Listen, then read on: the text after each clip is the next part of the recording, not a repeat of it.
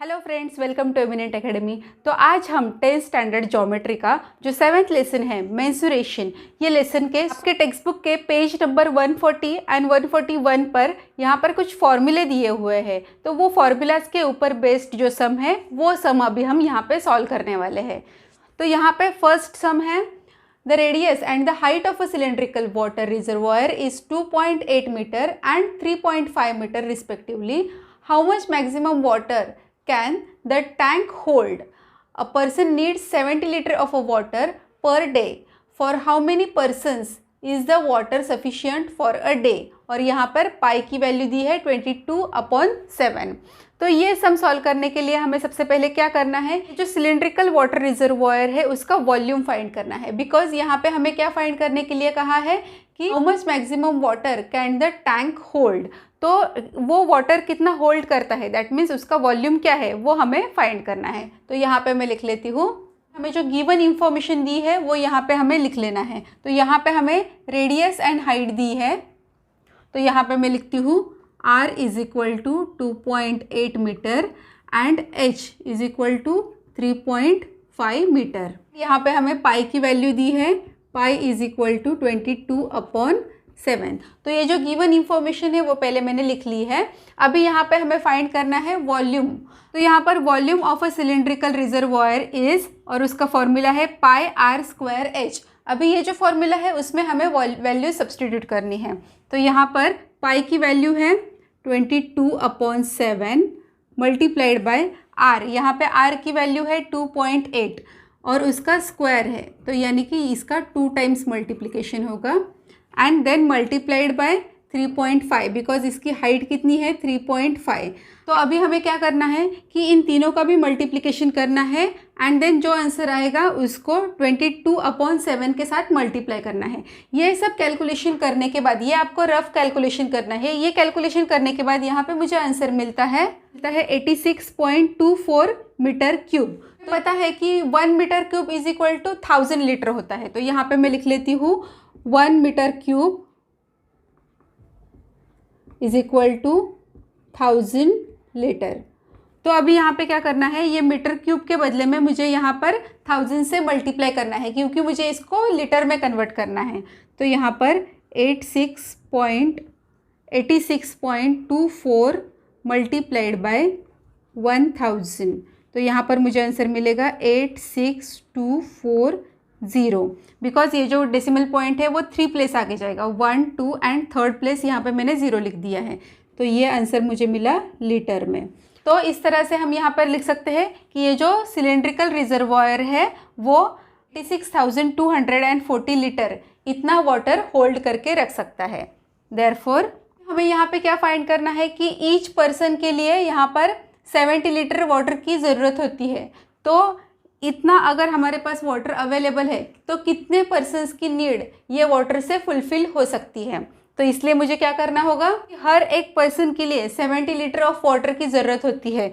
तो यहाँ पर 86,240 लीटर वाटर हमारे पास अवेलेबल है।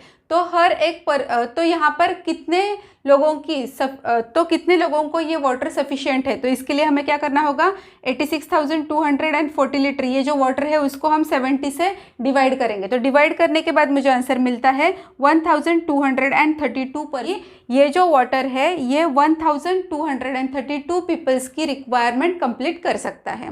तो इस तरह से हमने ये फर्स्ट सम सॉल्व कर लिया है। अभी हम सेकेंड सम सॉल्व करते हैं। यहाँ पर क्वेश्चन लिख लिया है, how many cylinders of a radius 10 centimetre and height 6 centimetre can be made by melting a solid sphere of a radius 30 centimetre. तो ये जो सम है इसमें क्या किया है कि एक सॉलिड स्फीयर लिया है जिसका रेडियस कितना है 30 सेंटीमीटर है, उसको हमने मेल्ट किया है और वो मेल्ट करने के बाद उसके हमने छोटे छोटे सिलेंडर बनाए हैं जिसका रेडियस कितना है 10 सेंटीमीटर एंड जिसकी हाइट है 6 सेंटीमीटर। तो 10 centimetre radius and 6 centimetre height होने वाले हमें सिलेंडर बनाने हैं। कैसे, ये जो स्फीयर है इसको मेल्ट करने के बाद। तो हम ऐसे कितने छोटे छोटे सिलेंडर बना सकते हैं वो हमें फाइंड करना है। तो यहाँ पे जो गिवन इंफॉर्मेशन है वो पहले लिख लेते हैं। अभी ये जो गिवन इंफॉर्मेशन है वो यहाँ पे मैंने लिख ली है। Radius of a sphere is 30 centimetre, radius of a cylinder R। तो ये जो छोटा सिलेंडर है उसकी जो रेडियस है वो है 10 centimetre, height of the cylinder h is equal to 6 centimetre. तो अभी हमें ये जो स्फीयर है उसको मेल्ट करने के बाद उसके कितने सिलेंडर बनेंगे वो हमें फाइंड करना है। तो हमें इनका नंबर पता नहीं है तो उसको हम n कंसिडर करते हैं। Let the number of a cylinder be n। तो स्फीयर कितना होगा वो कैसे फाइंड करेंगे, volume of a sphere is equal to n multiplied by volume of a cylinder.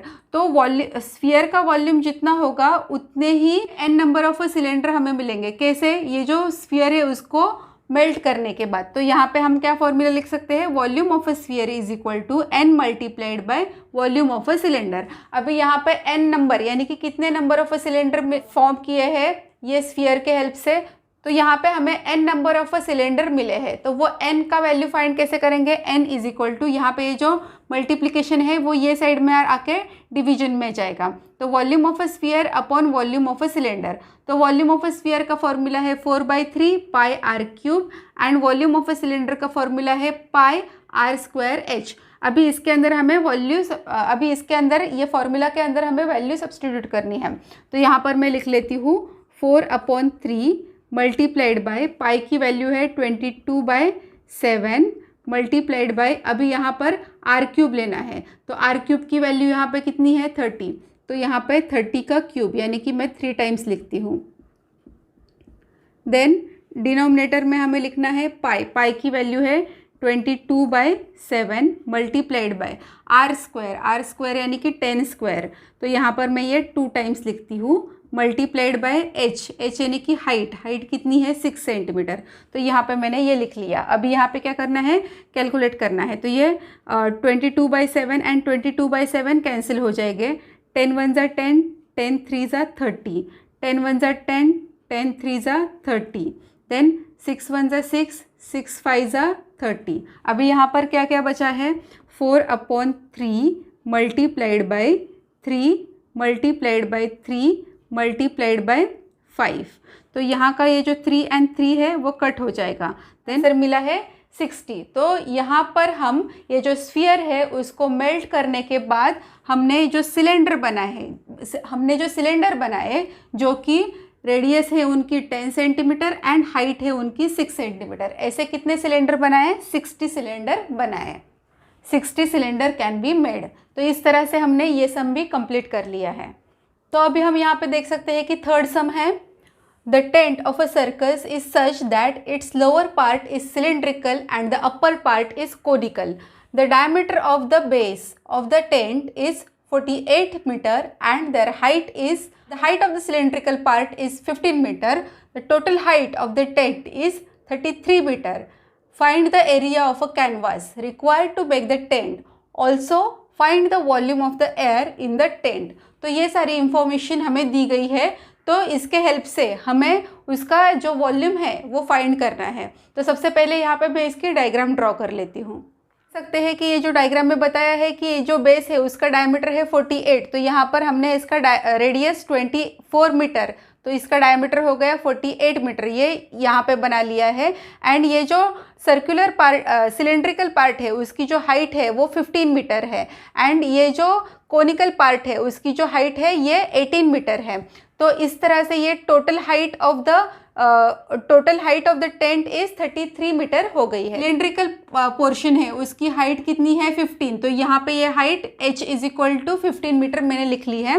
Then let the height of the conical part, ये जो conical part ऊपर का जो कोनिकल पार्ट है उसकी ये जो हाइट है ये 18 मीटर है। तो ये small h is equal to total height कितनी थी 33। तो 33 में से अगर हम 15 माइनस करते हैं तो ये जो ऊपर का जो है 18 मीटर ये हाइट हमें यहाँ पर मिल जाती है। अभी हमें क्या फाइंड करना है, स्लांट हाइट यानी कि ये जो स्लांटिंग हाइट है ये फाइंड करनी है। तो स्लांट हाइट फाइंड करने के लिए फॉर्मूला क्या है, L इज इक्वल टू इन root R square plus H square. तो यहाँ पे हम इसका आंसर फाइंड करते हैं। तो यहाँ पर आर स्क्वायर, आर यानी कि इसकी रेडियस, तो रेडियस कितनी है 24 स्क्वायर। तो 24 स्क्वायर प्लस एच यानी कि 18, तो ये 18 का स्क्वायर। तो यहाँ पर मुझे आंसर मिलता है 24 का स्क्वायर होता है 576 प्लस 18 का स्क्वायर होता है 324। अगर हम ये दोनों की एडिशन करते हैं तो यहाँ पर मुझे नंबर मिलता है 900। तो यहाँ पर L इज इक्वल टू 900, तो यहाँ पर मुझे इसका स्क्वायर रूट फाइंड करना है। यहाँ पर मुझे आंसर मिलता है 30, यानी कि L की वैल्यू मेरी हो गई 30 मीटर। तो इस तरह से यहाँ पे मुझे स्लांट हाइट मिल गई है। अभी हमें क्या फाइंड करना है कि ये जो टेंट हमने बनाया उसके लिए कितना कैनवास रिक्वायर्ड होता है। तो canvas require for the tent is equal to कितना लगेगा, तो ये जो सिलेंडर है उसका कर्व सरफेस एरिया एंड ये जो ऊपर का ये जो कोन है उसका कर्व सरफेस एरिया, उतना हमें कैनवास लगेगा। तो curve surface area of the cylindrical part, यानी कि ये जो नीचे का पार्ट है वो, plus the curve surface area of the conical part, यानी कि ये जो ऊपर का पार्ट है वो, तो उनका हम एडिशन करेंगे। तो curve surface area of a cylindrical part का फॉर्मूला है 2πRH plus curve surface area of a conical part, उसका आंसर है πRL। पे हम देख सकते हैं कि यहाँ पे ये πR एंड यहाँ पे ये πR ये कॉमन है, तो यहाँ पर ये πR में बाहर निकाल लेती हूँ। तो ब्रैकेट के अंदर क्या रहेगा, H रहता है, तो ये 2H यहाँ पर मैं लिखती हूँ एंड प्लस ये L। तो यहाँ पर मुझे वैल्यू सब्स्टिट्यूट करनी है। अभी ये जो पाई है, पाई की वैल्यू है 22/7 मल्टीप्लाइड बाय ये जो R है, ये R की वैल्यू है 24 in bracket 2 multiplied by H की वैल्यू है 15 प्लस 1। तो इस तरह से हमने ये सारी वैल्यू सब्स्टिट्यूट कर ली है। अभी हम कैलकुलेशन करते हैं। तो यहाँ पे मैं कैलकुलेशन करती हूँ 22/7 मल्टीप्लाइड बाय 24 इंटू 60, और ये सब का कैलकुलेशन करने के बाद 1525.71 मीटर स्क्वायर। तो इतना कैनवास मुझे ये टेंट बनाने के लिए लगता है। नेक्स्ट हमें फाइंड करना है volume of a air in the tent.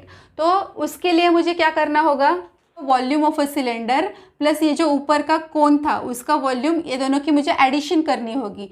तो इसके लिए यहाँ पे मैं फॉर्मूला लिखती हूँ, volume of a cylinder is πr²h and volume of a cone is 1/3 πr²h। अभी यहाँ पे क्या कॉमन है वो हम देखते हैं, πr², ये दोनों में भी कॉमन है, उसको मैंने बाहर निकाला ब्रैकेट के। तो मेरे ब्रैकेट के अंदर क्या बचेगा, h प्लस 1/3h। अभी इसके अंदर मुझे वैल्यू सब्स्टिट्यूट करनी है। तो पाई की वैल्यू है 22/7 मल्टीप्लाइड बाय आर का वैल्यू है 24, ये स्क्वायर है इसलिए ये 2 टाइम्स लिख लेती हूँ मैं। यहाँ पे h की वैल्यू है 15 प्लस 1/3 मल्टीप्लाइड बाय h की वैल्यू है 18। तो इस तरह से ये सारी वैल्यूज़ मुझे मिली है और इनका अभी कैलकुलेशन करना है मुझे। तो यहाँ पे मैं करती हूँ 3 1 ज़ा 3, 3 6 ज़ा 18। तो ये ब्रैकेट का आंसर मुझे मिलता है 15 प्लस 6 1 ज़ा 6, यानी कि ये सबकी एडिशन करने के बाद मुझे आंसर मिलता है 21। यहाँ पे 22/7 मल्टीप्लाइड बाय 576, तो इसको मुझे 21 के साथ मल्टीप्लाई करना है। तो अगेन 7 1 ज़ा 7, 7 3 ज़ा 21, और ये तीनों का भी कैलकुलेशन करके मुझे आंसर मिलता है 38,016 मीटर क्यूब। तो इस तरह से यहाँ पे मुझे canvas require for the tent कितना मिल गया, 4525.71 metre square and volume of air in the tent कितना हो गया, 38,016 मीटर क्यूब। तो इस तरह से हमने ये सम सॉल्व कर लिए हैं। तो इस वीडियो में अगर आपको कुछ भी डाउट है तो प्लीज़ मुझे कमेंट कीजिए ताकि मैं आपके डाउट सॉल्व कर सकूं, और अगर आपको मेरा वीडियो अच्छा लगता है तो आपके फ्रेंड्स के साथ भी उसको शेयर